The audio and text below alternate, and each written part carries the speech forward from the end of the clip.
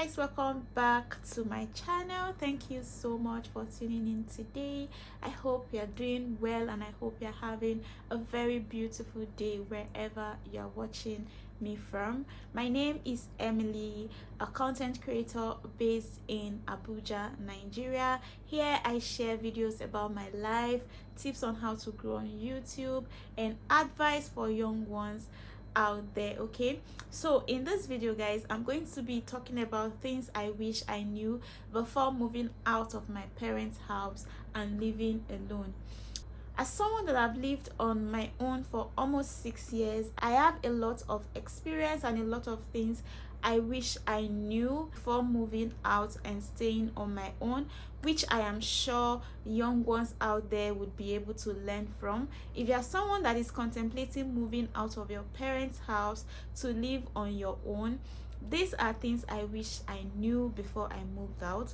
Let's be real guys, when you are living with your parents, sometimes you just feel like you need your own space, you want to be in your own space, you want to live alone, you don't want anyone telling you what to do, you don't want anyone in your space, you just want to be in your own space. Sometimes we tell ourselves that when we are in our own space, we are able to create more, we are able to think more, we are able to take better decisions for ourselves. Why all of that is true, there are a lot of things, there are a lot of other things you also need to consider before taking that bold step of getting your very first apartment and moving out of your parents' house. Let me even start by saying this: someone like me, I know if they had left me, I wouldn't have been able to move out of my parents' house until I got married. If the dynamics were not different for me, if things didn't turn out the way it did, someone like me is the type of person that will stay in the house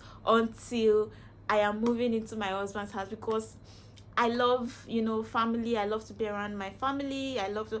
But I had to move out because of certain things. Okay, so one of the things I wish I knew before moving out of my family house is number one, the never ending bills. You guys, the never ending bills. Nobody talks about this enough. I cannot emphasize this point enough. When you move out of your parents' house, everything that has to do with you falls back to you. You have to make sure your rent is paid, you have to make sure you have your own mattress, you have to make sure you have your own refrigerator, you have to make sure everything that you need to be comfortable is provided by you. Okay, if you want to cook, if you want to eat something, you must make sure that you have money to buy what you want to eat. It's not like when you are with your parents that sometimes you go to work, you come back, whatever they cook, you eat. Here you are paying your own light bills, you are buying your own water, you are paying for your gas, you are paying for literally every single thing. If the bulb in your house gets damaged, you have to buy it. If anything happens in your house, you make sure you have to be the one to squeeze out money from your pockets to fix it. If you have AC, if it spoils, you have to pay for it. If your fan spoils, you have to pay for it. If your gas finishes in the middle of cooking, you have to bring out money to pay. So I feel like the never-ending bill is one of the major factors you need to consider before you move out. You have to ask yourself, do I have enough money to take care of myself? Because when we are in our parents' house, sometimes we forget that they are actually spending so much money on us. They are actually spending so much of their money to make us comfortable, and then we just assume that we can do all of this ourselves and we just move out. So before you move out, you need to consider the never ending bills that is about to hit you, and you need to plan to ensure that you are earning enough to be comfortable on your own without having burnout, without being so stressed, and without even getting depressed, because guys, sometimes the bills can really get depressing. Okay, the number two on my list is dealing with all of these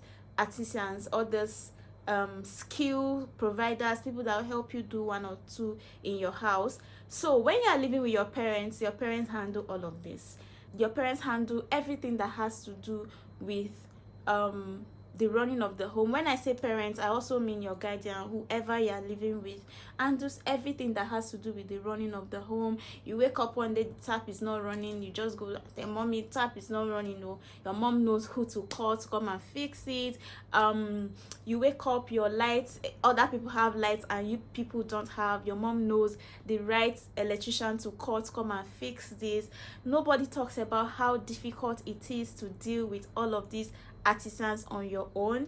See, you have to keep calling them, looking for, first of all, you have to start asking questions on the right people to call. You have to try a lot of all these bad artisans before you get the good one that can actually come and help you sort your problems. I have had a lot of experiences with bad artisans. Guys, I live in Nigeria, and if you live in Nigeria, you would know how difficult it is to find good artisans to help you fix some things in your home. I'm talking about plumbers, I'm talking about electrician, I'm talking about handyman, carpenters, you know, all of these people that help you to do some of the things you cannot do for yourself. For instance, if you wake up and your the tap in your kitchen is not running or something like that, you have an issue. Some people are lucky enough to live in places where if they have any issue, they can easily call the owner of the house and they have all of those things sorted out. But for the most part, you have to do all of this yourself.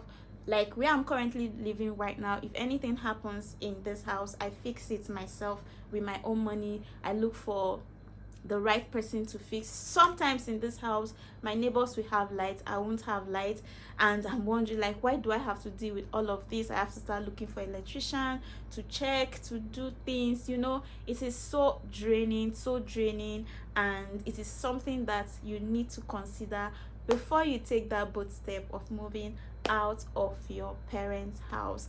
The number 3 thing I have on my list of the things you really need to consider before you pack your bags and move into your own space is the never ending chores. This part is very important. A lot of people don't talk about it because they feel like, oh, what is the chore? But guys, it is a lot. Living alone, if you don't sweep your house, it's going to remain unswept. If you don't do the laundry, it's going to remain undone. If you don't do the dishes, it's going to remain undone. If you don't cook, except to have plans of eating out, you are going to starve. If you don't clean your restroom, if you don't clean your fridge, everything that has to do with the running of that home is on you. I remember when I was living with my parents, my major chore then as a young girl was doing the dishes and sweeping. Once I have done the dishes and I have swept, I am good. I don't know anything about cooking. I'll just go to the kitchen, carry food. Or for instance, when my elder ones are cooking, I'll be in the kitchen to slice onion, blend tomatoes, just help out. But to be the main person doing everything for myself right now, it is a lot. So you have to consider the never-ending chores. Sometimes you are not just in the mood to do any chore, which is an option you have if you are living at home. But living on your own, you don't have that option, you don't have that choice. You can't decide if you are in the mood to do chores or not. You always have to be in the mood to do the chores. Okay, you have to clean, you have to cook, you have to make sure you have your space is clean enough, you have to make sure everywhere is arranged, and you have to also be the one to go out and shop for the things you're cooking. For instance, if you have your siblings, someone can be the one to go to the market to get some things, which is majorly the mother of the house. Go to the market, buy everything, and you just assist in the cooking or cleaning, or most houses have chores divided.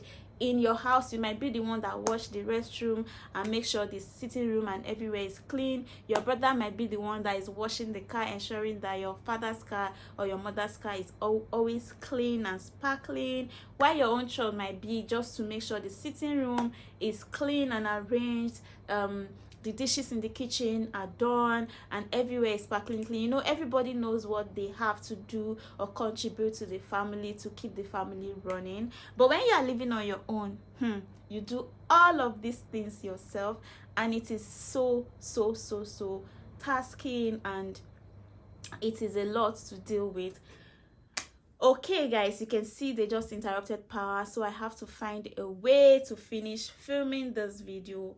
Let me see if I can open my curtain. Okay, if you can notice any change in the lighting and my background, that is because as I was talking, they interrupted power, and that is one of the problems of being a content creator in Nigeria. So they interrupted power and I had to change my setup, and I hope you guys I hope this is also good. I hope the background is also good, and I hope the lighting is okay. Currently I'm filming with my natural light. Before I was filming with the light artificial lights, you know, ring light and my box light. Anyways, let's continue with the video. So the next thing you need to consider before you move out of your parents' house and start living on your own is deciding what to eat every day. You know, it is such a big deal deciding what you want to eat every day, and also knowing that if you don't cook, you don't eat, except you want to eat out. So deciding what to eat every day is such a huge chore, because you have to be the one to decide, oh, do I want to eat rice, do I want to eat this, that. Sometimes it is so much of a chore, it is so tasking deciding what to eat. When you are living with your parents or your family, sometimes you just close from work and there's food at home. For instance, me like this, sometimes I'll close from work and on my way coming, I'm still racking my brain thinking, oh, there's no food in the house. What am I going to eat when I get home? Is there anything I can eat at home? Or where do I stop to buy something and start cooking? Sometimes you close from work late and you still have to come home and think of what to eat or get something to eat. You understand? So it is such a big deal deciding what to eat, what to cook every single day. Another thing you need to know before you move out of your parents' house is the boredom and the loneliness that comes with living alone. Let us be honest, it is not easy living alone. Except you're someone that goes out a lot of times, you like to hang out, you have a lot of friends. But if you're someone that don't have a lot of friends, like me, and you don't like going out like that, sometimes it can be lonely. I have learned to enjoy my own company. I have learned to, you know, understand how to spend time by myself. That's because I've been living on my own for a while now, and I've been able to figure out how to make this work for me. But for some people, you know, it can be really lonely. You are home alone after work, you just come home, lock yourself in, and you know, it's just you and your life. Unlike living with your siblings, your family, you have your siblings, somebody has something gist to tell you, there's always something to talk about, and there's always someone to chat with, chit chat, gist, and all of that. It's not the same when you are living on your own. You have to you know, figure out how to enjoy your own company. So the summary of everything why I'm making this video is to draw your attention. As a young person considering moving out of your parents' house, you need to understand some of these things and put them into consideration before you take that bold step. Okay, am I saying it is bad or totally bad to live on your own? No, it is not bad at all to live on your own. It is something that I actually recommend for every single person. You have to live on your own for a while before you get married or move in with, you know, your life partner. Why do I recommend that? In the process of living on your own, you figure out the things you love to do for yourself. You get to discover yourself. You discover your strength. When it comes to chores, you discover how the chores that interest you to do. You learn how to manage even the chores that you don't enjoy doing, because you know you have to do it. At that point, you learn to discover yourself. You learn to know who you are exactly before living with someone. But then you also need to put a lot of these things into consideration, because it will be very, very bad for you to move out of your house, of your parents' house, and then move back in because you could not take care of yourself, you could not take care of your financial responsibilities, you could not take care of yourself or your environment all by yourself, and you do not know how to really spend time with yourself. Okay, so you need to put all of this into consideration. In the beginning of my video, I mentioned that someone like me would be the type of person that wouldn't have moved out of the house before ever thinking of getting married, because I enjoy being in my family house. I enjoy spending time with my family. I enjoy spending time at home. But because of and where my parents or my family house is located, I have to move because I need to work and figure out my own life. Where my family is based, there are no job opportunities, you know. So after school, after uni, there was just one thing I needed to do, which was move. So I could say that my own moving was conditional, because if my parents live in Abuja, for instance, I don't think I'll be that type of girl that would want to move out and be staying alone in Abuja, and my family is also in Abuja. Do you understand what I mean? So that's what I meant by what I said earlier on. And I hope you've been able to learn one or two in this video. If you have, don't forget to give this video a thumbs up. And if you have an interesting topic you want me to talk about, if you have a video idea you want me to record, do leave it in the comment section, okay? And I'll be there to answer. Share my video, like, subscribe if you haven't already, and I'm going to see you guys in my next one. Until then, bye guys.